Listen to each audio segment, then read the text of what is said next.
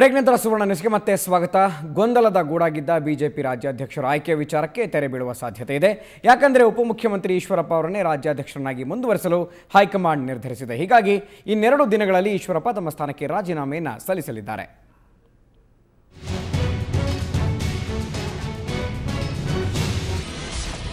BJP ರಾಜ್ಯಾಧ್ಯಕ್ಷರ ಆಯ್ಕೆ ವಿಷಯವನ್ನ ಪರಿಹರಿಸುವಲ್ಲಿ ವರಿಷ್ಠರು ಚಾಣಾಕ್ಷ ನಡೆ ಪ್ರದರ್ಶಿಸಲಿದ್ದಾರೆ. ಹಾಲಿ ಅಧ್ಯಕ್ಷ ಈಶ್ವರಪ್ಪ ಅವರನ್ನೇ ಅಧ್ಯಕ್ಷರಾಗಿ ಮುಂದುವರಿಸಲು ವರಿಷ್ಠರು ಮುಂದಾಗಿದ್ದಾರೆ. ಕೆಲ ದಿನಗಳ ಹಿಂದಷ್ಟೇ ಅಧ್ಯಕ್ಷ ಸ್ಥಾನಕ್ಕೆ ರಾಜೀನಾಮೆ ನೀಡಿದ್ದ ಈಶ್ವರಪ್ಪ ಈಗ ಉಪಮುಖ್ಯಮಂತ್ರಿ ಸ್ಥಾನಕ್ಕೆ ರಾಜೀನಾಮೆ ನೀಡಲಿದ್ದು ಮತ್ತೆ ಕಮಲ ಪಕ್ಷದ ನೊಗ ಹೊರಲು ಸಜ್ಜಾಗಿದ್ದಾರೆ. ಬದಲಾದ ರಾಜಕೀಯ ಪರಿಸ್ಥಿತಿಯಲ್ಲಿ ಈಶ್ವರಪ್ಪ ಅವರನ್ನೇ ಅಧ್ಯಕ್ಷರಾಗಿ ಮುಂದುವರಿಸುವ ಹಿಂದೆ ಹಲವು ಕಾರಣಗಳಿವೆ. ಅದರಲ್ಲಿ ಪ್ರಮುಖ ಕಾರಣ ವರಿಷ್ಠರು ಈಶ್ವರಪ್ಪ ಮೇಲಿಟ್ಟಿರುವ ವಿಶ್ವಾಸ. ಅಧ್ಯಕ್ಷ ಸ್ಥಾನಕ್ಕೆ ಈಶ್ವರಪ್ಪ ಅವರೇ ಸೂಕ್ತ ಎನ್ನುವ ತೀರ್ಮಾನಕ್ಕೆ ಬಂದಿದ್ದಾರೆ. ಶಾಸಕ ಸಚಿವರ ಪಕ್ಷಾಂತರ ಆಂತರಿಕ ಗೊಂದಲಗಳನ್ನು ನಿವಾರಿಸಲು ಈಶ್ವರಪ್ಪ ಸಮರ್ಥವಾದ ವ್ಯಕ್ತಿ ಎನ್ನುವುದು ವರಿಷ್ಠರ ನಂಬಿಕೆ. ಈ ಕಾರಣಕ್ಕಾಗಿ ಈಶ್ವರಪ್ಪ ನೇಮಕಕ್ಕೆ ಮುಂದಾಗಿದೆ ಎನ್ನಲಾಗಿದೆ. ಜೊತೆಗೆ ಈ ಹಿಂದೆ 3 ವರ್ಷ ಅಧ್ಯಕ್ಷರಾಗಿ ಸಲ್ಲಿಸಿದ ಅನುಭವ ಸಹಾಯಕ್ಕೆ ಬರಲಿದೆ ಅನ್ನೋ ವಿಶ್ವಾಸವಿದೆ. ಭಿನ್ನಮತಕ್ಕೆ ಬ್ರೇಕ್ ಹಾಕಲು ಚಿಂತನೆ, ಗೊಂದಲಗಳಿಗೆ ತೆರೆ ಎಳುವ ನಿರ್ಧಾರ, ಈಶ್ವರಪ್ಪ ನೇತೃತ್ವದಲ್ಲಿ ಚುನಾವಣೆ. ಪಕ್ಷದ ರಾಜ್ಯಾಧ್ಯಕ್ಷ ಹುದ್ದೆಗೆ ಈಶ್ವರಪ್ಪ ರಾಜೀನಾಮೆ ನೀಡಿದ ಬೆನ್ನಲ್ಲೇ ನೂತನ ಅಧ್ಯಕ್ಷರ ಆಯ್ಕೆ ವಿಚಾರದಲ್ಲಿ ಭಿನ್ನಮತ ಉದ್ಭವಿಸಿತ್ತು. ಹೀಗಾಗಿ ಸ್ವತಃ ಅರುಣ್ ಜೇಟ್ಲಿ ಅವರೇ ಬೆಂಗಳೂರಿಗೆ ಧಾವಿಸಿ ಅಧ್ಯಕ್ಷರ ಆಯ್ಕೆ ಕುರಿತು ಸಭೆ ನಡೆಸಿದ್ರು. ಆದರೆ ವಿಧಾನಸಭೆ ಚುನಾವಣೆ ಹತ್ತಿರವಾಗುತ್ತಿರುವ ಹಿನ್ನೆಲೆಯಲ್ಲಿ ಹೊಸ ಅಧ್ಯಕ್ಷರ ಹೆಸರು ಘೋಷಿಸುವ ನಿರ್ಧಾರ ಕೈಬಿಟ್ಟ ವರಿಷ್ಠರು ಈಶ್ವರಪ್ಪ ಅವರನ್ನೇ ಮುಂದುವರಿಸುವ ನಿರ್ಧಾರ ಕೈಗೊಂಡರು. ಈಶ್ವರಪ್ಪ ನೇತೃತ್ವದಲ್ಲಿ ಚುನಾವಣೆ ಎದುರಿಸುವ ಪರೋಕ್ಷ ಸೂಚನೆ ನೀಡುವ ಮೂಲಕ ಎಲ್ಲ ಗೊಂದಲಗಳಿಗೆ ತೆರೆ ಎಳುವ ತಂತ್ರ ರೂಪಿಸಿದ್ದಾರೆ. ಇದು ಎಷ್ಟರ ಮಟ್ಟಿಗೆ ಯಶಸ್ವಿಯಾಗಲಿದೆ ಅನ್ನೋದಕ್ಕೆ ಕಾಲವೇ ಉತ್ತರಿಸಲಿದೆ. ಪೊಲಿಟಿಕಲ್ ಬ್ಯೂರೋ, ಸುವರ್ಣ ನ್ಯೂಸ್. ಮಾಜಿ ಸಿಎಂ ಸದಾನಂದ ಗೌಡ ಹೊಸ ಬಾಂಬ್ ಅನ್ನು ಸಿಡಿಸಿದ್ದಾರೆ. ಯಡಿಯೂರಪ್ಪ ಬಿಜೆಪಿಗೆ ವಾಪಸ್ಸಾಗುವ ವಿಚಾರ ನನಗೇನು ತಿಳಿದಿಲ್ಲ, ಆದರೆ ರಾಜಕೀಯದಲ್ಲಿ ಏನು ಬೇಕಾದರೂ ಆಗಬಹುದು ಅಂತ ಹೇಳಿದ್ದಾರೆ. ಅಷ್ಟೇ ಅಲ್ಲ, ಬಿಎಸ್ವೈ ಬಿಜೆಪಿಗೆ ವಾಪಸ್ಸಾಗ್ತಾರೆ ಅಂದರೆ ಸ್ವಾಗತಿಸೋದು ಇಲ್ಲ, ತಿರಸ್ಕರಿಸೋದು ಇಲ್ಲ, ತೀರ್ಮಾನ ಪಕ್ಷಕ್ಕೆ ಬಿಟ್ಟದ್ದು ಅಂತ DVS ಹೇಳಿದ್ದಾರೆ. ನನಗೆ ಇದರ ಬಗ್ಗೆ ಯಾವುದೇ ಮಾಹಿತಿಗಳಿಲ್ಲ. ಆದರೆ ಯಡಿಯೂರಪ್ಪರು ಕಳೆದ 1-2 ತಿಂಗಳಲ್ಲಿ ಅವರು ಕೊಟ್ಟಂಥ ಹೇಳಿಕೆಗಳು ಅಷ್ಟು ಸುಲಭವಾಗಿ ಅವರು ನಮ್ಮ ಪಾರ್ಟಿಗೆ ಬರ್ತಾರೆ ಅಂತ ಹೇಳಿದರೆ ಅದನ್ನು ಯಾರೂ ಒಪ್ಪಿಕೊಳ್ಳಲಿಕ್ಕಿಲ್ಲ ಅಂತ ನನಗೆ ಅನ್ನಿಸ್ತಾ ಇದೆ. ಮತ್ತು ರಾಜಕಾರಣದಲ್ಲಿ ಏನು ಬೇಕಾದ್ರೂ ನಡೀತದೆ ಇವತ್ತು. ಅದರಲ್ಲಿ ನಾವೇನು ಅದಕ್ಕೆ ಒಂದು ಅತೀತರಲ್ಲ. ಆದ ಕಾರಣ ನಾನು ಇದರ ಬಗ್ಗೆ ಏನು ಹೆಚ್ಚು ಹೇಳಲಿಕ್ಕೆ ಇಷ್ಟಪಡೋದಿಲ್ಲ.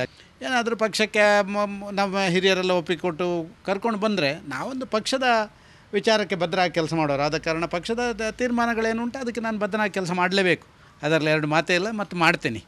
ಆದ ಕಾರಣ ನಾನು ಈ ಹಂತದಲ್ಲಿ ಏನು ಅವರನ್ನು ಸ್ವಾಗತ ಮಾಡೋದಾಗಲಿ ಅವರನ್ನು ತಿರಸ್ಕಾರ ಮಾಡೋದಾಗಲಿ ಈ ಯಾವುದೇ ಮಾತುಗಳನ್ನು ನಾನು ಈ ಸಂದರ್ಭದಲ್ಲಿ ಹೇಳಲಿಕ್ಕೆ ಇಷ್ಟಪಡೋದಿಲ್ಲ. ಮುಂದಿನ ವಿಧಾನಸಭಾ ಚುನಾವಣೆಗೆ ಕೈಪಾಳೆಯ ಭಾರೀ ಪ್ಲಾನ್ ಮಾಡ್ತಾ ಇದೆ. ಬೆಂಗಳೂರು ಹೊರವಲಯದ ರೆಸಾರ್ಟ್ ಒಂದರಲ್ಲಿ ಸಭೆಗಳ ಮೇಲೆ ಸಭೆ ನಡೆಸಲಾಗ್ತಾ ಇದೆ. ಅಭ್ಯರ್ಥಿಗಳ ಆಯ್ಕೆ ಬಗ್ಗೆ ಸುದೀರ್ಘ ಚರ್ಚೆ ನಡೀತಾ ಇದ್ದು, ಪ್ರತಿ ಕ್ಷೇತ್ರದಿಂದ 3 ಅಭ್ಯರ್ಥಿಗಳ ಹೆಸರನ್ನು ಶಿಫಾರಸು ಮಾಡಲು ನಿರ್ಧರಿಸಲಾಗಿದೆ. ಹಾಲಿ ಕಾಂಗ್ರೆಸ್ ಶಾಸಕರು ಸೇರಿದಂತೆ ಉಳಿದ 2ರನ್ನ ಶಿಫಾರಸು ಮಾಡಲಾಗುತ್ತೆ. ಪ್ರಮುಖವಾಗಿ ಕ್ರಿಮಿನಲ್ ಹಿನ್ನೆಲೆಯುಳ್ಳವರಿಗೆ ಈ ಬಾರಿ ಟಿಕೆಟ್ ನೀಡದಿರಲು ನಿರ್ಧರಿಸಲಾಗಿದೆ. ಇನ್ನು ಅಭ್ಯರ್ಥಿಗಳ 3 ಹೆಸರು ಶಿಫಾರಸು ಮಾಡಲು 4 ವಿಭಾಗಗಳಲ್ಲಿ ತಂಡಗಳನ್ನು ರಚಿಸಲಾಗಿದೆ. ಮೈಸೂರು ವಿಭಾಗಕ್ಕೆ ಧರ್ಮಸಿಂಗ್, ಬೆಂಗಳೂರಿಗೆ ಜನಾರ್ದನ್ ಪೂಜಾರಿ, ಗುಲ್ಬರ್ಗಾ ವಿಭಾಗಕ್ಕೆ BK ಹರಿಪ್ರಸಾದ್ ಮತ್ತು ಬೆಳಗಾವಿಗೆ SR ಪಾಟೀಲ್ರ ನೇತೃತ್ವದಲ್ಲಿ ಆಯ್ಕೆ ಮಾಡಲಾಗುತ್ತೆ. ಇವರು ಆಯ್ಕೆ ಮಾಡಿದ ಹೆಸರುಗಳನ್ನು ಸ್ಕ್ರೀನಿಂಗ್ ಕಮಿಟಿ ಮುಂದಿಡಲಾಗುತ್ತೆ ಅಂತ ಕಾಂಗ್ರೆಸ್ ಮುಖಂಡರು ತಿಳಿಸಿದ್ದಾರೆ.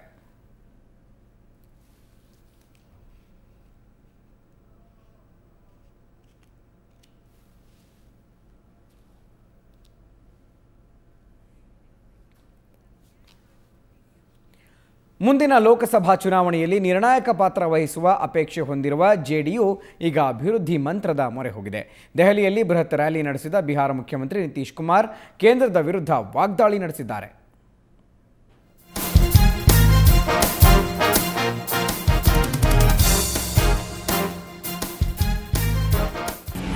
ನಾವು ಕೇಂದ್ರದ ಮುಂದೆ ಭಿಕ್ಷೆ ಬೇಡುತ್ತಿಲ್ಲ, ನಮ್ಮ ಹಕ್ಕನ್ನು ಚಲಾಯಿಸುತ್ತಿದ್ದೇವೆ. ಬಿಹಾರಕ್ಕೂ ವಿಶೇಷ ಸ್ಥಾನಮಾನ ನೀಡಿ ಎಂದ ನಿತೀಶ್. ನಾವು ದೆಹಲಿಗೆ ಭಿಕ್ಷೆ ಬೇಡಲು ಬಂದಿಲ್ಲ, ನಮ್ಮ ಹಕ್ಕನ್ನ ಕೇಳಲು ಬಂದಿದ್ದೇವೆ. ಹೀಗಂತ ಘರ್ಜಿಸಿದ್ದು ಬಿಹಾರ ಮುಖ್ಯಮಂತ್ರಿ ನಿತೀಶ್ ಕುಮಾರ್. ಬಿಹಾರಕ್ಕೆ ವಿಶೇಷ ಸ್ಥಾನಮಾನ ನೀಡುವಂತೆ ಆಗ್ರಹಿಸಿ ನವದೆಹಲಿಯ ರಾಮಲೀಲಾ ಮೈದಾನದಲ್ಲಿ ನಡೆದ ಬೃಹತ್ ಸಮಾವೇಶದಲ್ಲಿ ಅವರು ಮಾತನಾಡ್ತಾ ಇದ್ರು. ದೇಶದ ಅಭಿವೃದ್ಧಿಯಲ್ಲಿ ಬಿಹಾರಿಗಳ ಪಾತ್ರ ಗಣನೀಯವಾದದ್ದು. ಸ್ವಾತಂತ್ರ್ಯ ಸಂಗ್ರಾಮದಿಂದ ಹಿಡಿದು ಕೈಗಾರಿಕೆಗಳ ಸ್ಥಾಪನೆವರೆಗೆ ಬಿಹಾರಿಗಳು ಬಹಳ ಶ್ರಮ ಪಟ್ಟಿದ್ದಾರೆ. ಆದರೆ ಕೆಲವೊಂದು ನಿಯಮಗಳು ಬಿಹಾರದಿಂದ ಕೈಗಾರಿಕೆಗಳು ಹೊರಹೋಗುವಂತೆ ಮಾಡಿವೆ. ಇದು ಬಿಹಾರದ ಅಭಿವೃದ್ಧಿಯನ್ನ ಕುಂಠಿತಗೊಳಿಸಿದೆ. ಕೇಂದ್ರ ಸರ್ಕಾರ ಸ್ವಲ್ಪ ಸಹಾಯ ಮಾಡಿದ್ರೂ ಸಾಕು, ನಾವು ಬಹುದೊಡ್ಡ ಅಭಿವೃದ್ಧಿ ಮಾಡಿ ತೋರಿಸುತ್ತೇವೆ ಅಂತ ನಿತೀಶ್ ಗುಡುಗಿದ್ರು. ಅಭಿವೃದ್ಧಿಯನ್ನ ಹೊಂದೋ ಹಕ್ಕು ನಮಗಿಲ್ಲವೇ ಅಂತ ಅವರು ಕೇಂದ್ರವನ್ನ ಪ್ರಶ್ನಿಸಿದ್ರು. बिहारियों ने अपने हक को हासिल करने के लिए इस तरह की ताकत दिखलाई है कि अगर प्रति व्यक्ति आमदनी को देखिए तो राष्ट्रीय औसत से हम बहुत नीचे हैं. 1/3 से थोड़ा ज्यादा जो राष्ट्रीय औसत है प्रति व्यक्ति आमदनी का, उसके 1/3 से थोड़ा ज्यादा. जब हम लोगों ने कार्यभार संभाला था तो 1/3 के करीब था. अभी थोड़ा बढ़ा. ಇದೇ ವೇಳೆ ಅವರು ಮೋದಿ ವಿರುದ್ಧವೂ ಪರೋಕ್ಷ ವಾಗ್ದಾಳಿ ನಡೆಸಿದ್ರು. ನಾವು ಅಭಿವೃದ್ಧಿ ಸಾಧಿಸಿ ಜಗತ್ತಿನೆದುರು ತಲೆ ಎತ್ತಿ ನಿಲ್ಲುತ್ತಿದ್ದೇವೆ. ನಮಗೆ ಯಾರ ಮಾದರಿಯನ್ನು ಅನುಸರಿಸಬೇಕಾದ ಅಗತ್ಯ ಇಲ್ಲ. ನಮ್ಮದೇ ಮಾದರಿಯಲ್ಲಿ ಅಭಿವೃದ್ಧಿ ಸಾಧಿಸಿ ತೋರುತ್ತೇವೆ ಅಂತ ಗುಡುಗಿದ್ರು. ಒಟ್ಟಾರೆ ಮುಂಬರುವ ಲೋಕಸಭಾ ಚುನಾವಣೆಗೆ ಹೊಸ ಲೆಕ್ಕಾಚಾರಕ್ಕೆ ಮೊರೆ ಹೋಗಿದ್ದಾರೆ. ಅಭಿವೃದ್ಧಿ ಹೆಸರಲ್ಲಿ ಹೆಚ್ಚಿನ ಸ್ಥಾನ ಗಳಿಸೋ ಹವಣಿಕೆ ಇದು. ಬ್ಯೂರೋ ರಿಪೋರ್ಟ್, ಸುವರ್ಣ ನ್ಯೂಸ್. ಇನ್ನಷ್ಟು ಸುದ್ದಿಗಳು ಬ್ರೇಕ್ನ ನಂತರ.